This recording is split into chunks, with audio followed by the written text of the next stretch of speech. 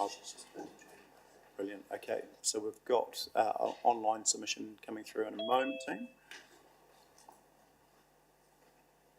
Hi, Mary, can you hear me okay?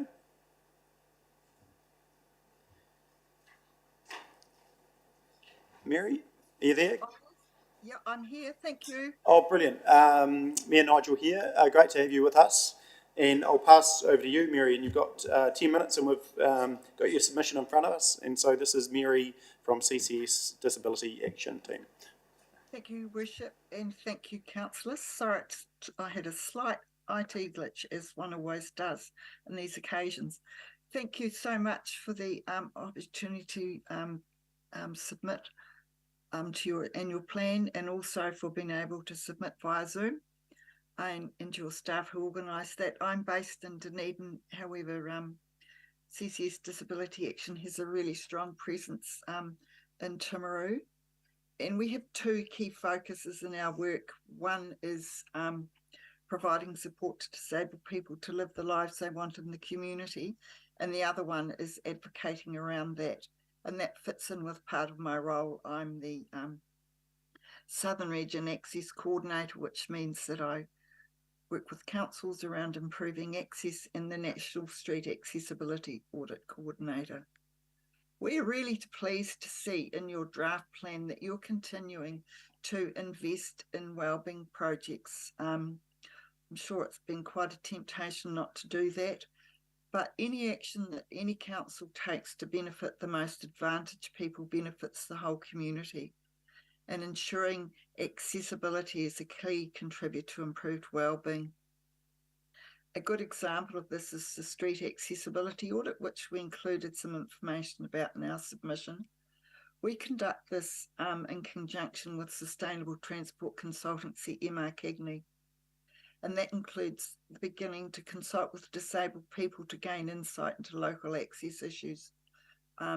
We find that this is really important because whilst there's some broad general information about accessibility, we always find that there's some idiosyncrasies and things about particular areas that create significant barriers. We conduct an on-site review. We actually walk around the identified area. We don't do it by Zoom or anything. We identify deficiencies which create access barriers, and that's depending on what the council wants and where the area is. The deficiencies are mapped in an interactive map, which makes it easy for the council to see where the issues are. And then we prioritise the recommendations into three broad groups. One is the high risk things, which, are creating health and safety risks, which need to be fixed promptly. Also the quick wins, often there's lots of little things that can be easily managed. And then we recommend that the council allocate a small proportion on its footmate budget to this, and continue with the ongoing issues. When you do a project, if you have a special on your general maintenance schedule.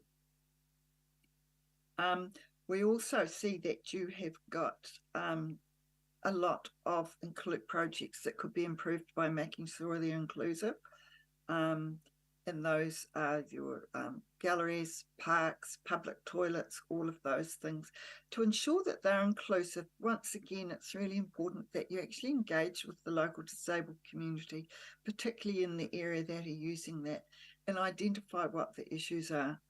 A lot of issues that can be complex, but there can also be very simple and quick wins. And then underpinning that with expert access advice. Because of the complexities and broad range of disabilities, you actually need to have that extra advice, because often what fits one person with a particular issue doesn't fit another. But access advisors work following the principles of universal design, which plans to include everybody.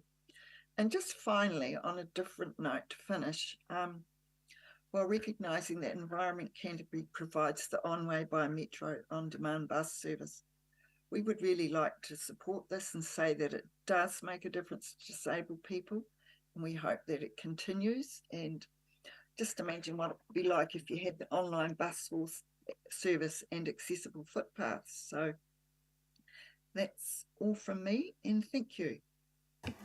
Thanks, Mary. Really appreciate that, and some really good points made. Yeah, look, TDC 100% supports My Way. It's, you know, when you're talking to older people and those with disability, they really love the service, and it means that they're getting out and about, and you know, they've got you know, the ability to get out of their home, so it's fantastic.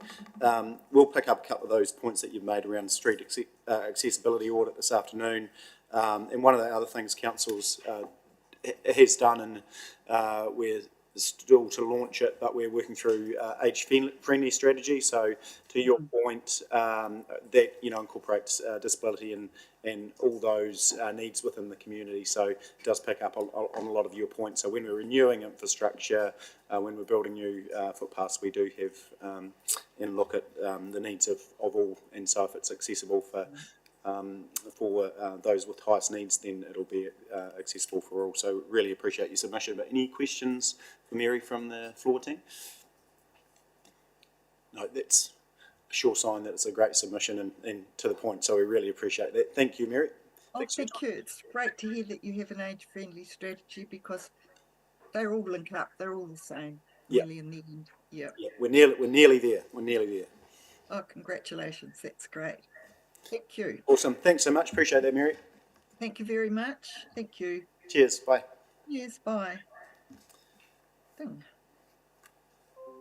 Alrighty, team. So it looks like we've got time for a break. Is it? Jackie recommends a break for about half an hour. Yeah. So we've got McGregor at 10:45. So we'll have a break. We might just be on, be close by. We may come early if we have the opportunity. So if you're online, we're just going to recess and we'll be back from say 10:40, maybe 10:45. Thank you.